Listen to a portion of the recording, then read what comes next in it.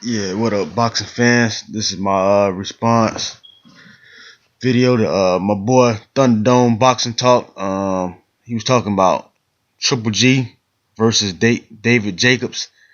And before I get into my response, I'm gonna let you guys hear what my boy Thunderdome had to say. He's either a very big PBC fan or a very big Jacobs fan, because he says Golovkin Jacobs is now the biggest fight in the middleweight division.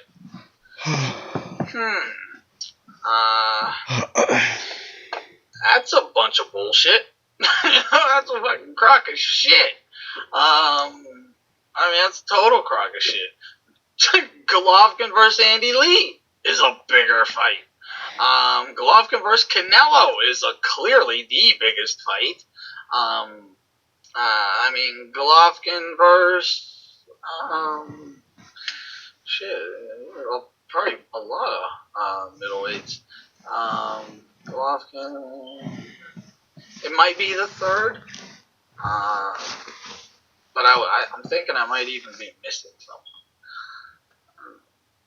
Now, if you brought other people up from 54, more people from 54, those would be.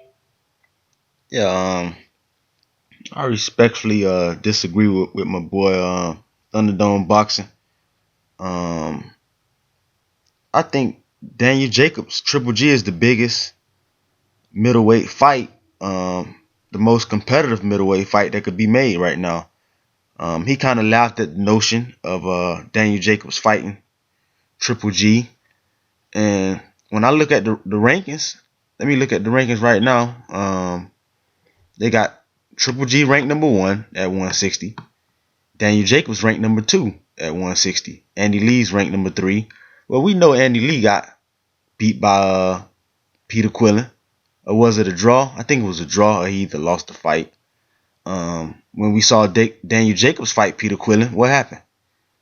He knocked Peter Quillin out in the first round in dominating fashion.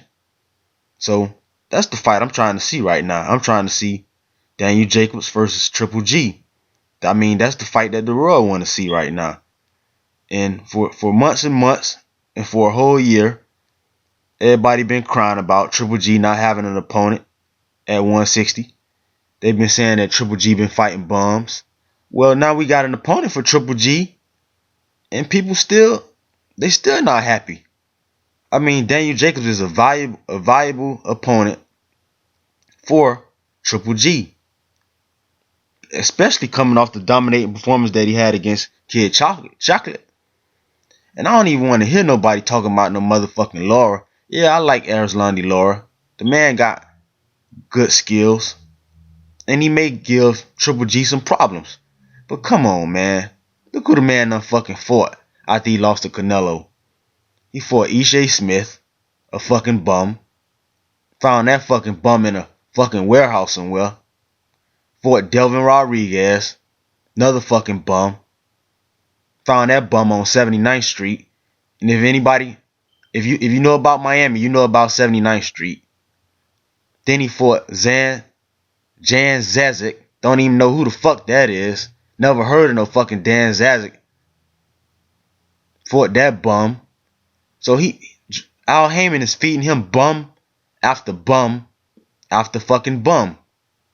So I don't even want to hear about nobody bringing up Erislandy Laura facing Triple G. Erislandy Laura is a fucking joke right now. Fighting bum after fucking bum. I don't even want to hear about him. But Daniel Jacobs deserves a shot at Triple G. Anytime you beat, and it don't really make a difference what our opinion is of Peter Quillin. Let's take our opinion out of this for a second. If you take our opinion out of this, Peter Quillin was known as one of the top middleweights, wasn't he? He was undefeated, wasn't he?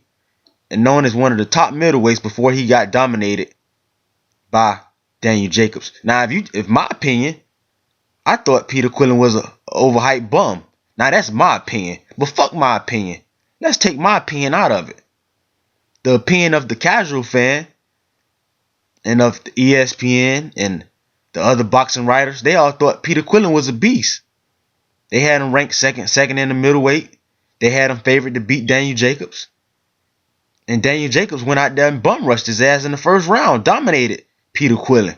You got to give Daniel Jacobs some respect for that, man. Come on, Thunderdome. You got to give Daniel Jacobs some respect for that, man. Got to. And I think that man deserved that fight with Triple G. Now you say Canelo. Now Canelo says he's a 155 fighter.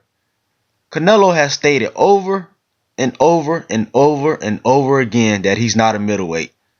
So if we bring Canelo up to 160, if we make Canelo move up in weight, as Stephen A. Smith said, he says that Mayweather, Canelo, and Cotto needs to stay far away from Triple G. Now, why would Stephen A. Smith say that Canelo, Mayweather, and Cotto need to stay away from Triple G?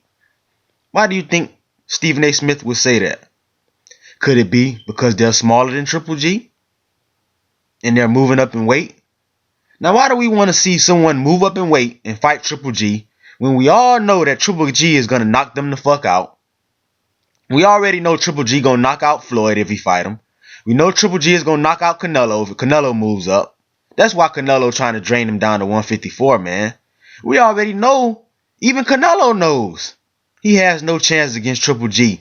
That's why he's trying to drain Triple G. He's trying to drain Triple G to 154. Even Miguel Cotto knew he couldn't beat Triple G. He wasn't going to never fight Triple G, man. So why do we want to see somebody move up in weight, false weight, just to get knocked out by Triple G when you got a 160-pound fighter already in Daniel Jacobs? He don't need to move up. He don't need to move down. He's already at 160. Made 160 comfortably. Just came off one of his most impressive victories, knocking out Peter Quillin. Why are we not lobbying for Daniel Jacobs versus Triple G? I don't understand it, man. That's the fight I want to see. I think that's the fight that the public is demanding for. And a lot of the public is demanding for Canelo, Triple G. I understand it, man, based off the names. But if we look into that fight, man, we already know what the fuck gonna happen, man. If Canelo move up in weight, we already know Triple G is gonna win that fight. So I don't really want to see fights that I already know the outcome beforehand. I don't see the value or the joy in watching those fights where we already know the outcome is predetermined. We already know that Triple G is gonna win. I want to see Triple G tested, man. I want to see him fight Daniel Jacobs. So I respectfully disagree, man. With you, Thunderdome, you're still my boy, man. But I respectfully disagree. And I know Terrence Tablet, he gonna be talking about some beef, man. And this ain't no beef. I'm just respectfully disagreeing with Thunderdome. He's my boy. You already know that. But I just gotta disagree with him, man, on that. I think Daniel Jacobs and Triple G would be a hell of a fight, man. That's the fight I want to see. There's really no one at 160. There's no one at 160. You got Andy Lee. You got Billy Joe Saunders. He already beat David Lemieux. Peter Quillin is a bum. You got Daniel Gale, number 8. I like Chris Eubank Jr. I think he's gonna be good. There's no really one to fight at 160. So why not fight Daniel Jacobs? Let me know what you guys think, man, in the comment section. Do you want to see Daniel Jacobs versus Triple G?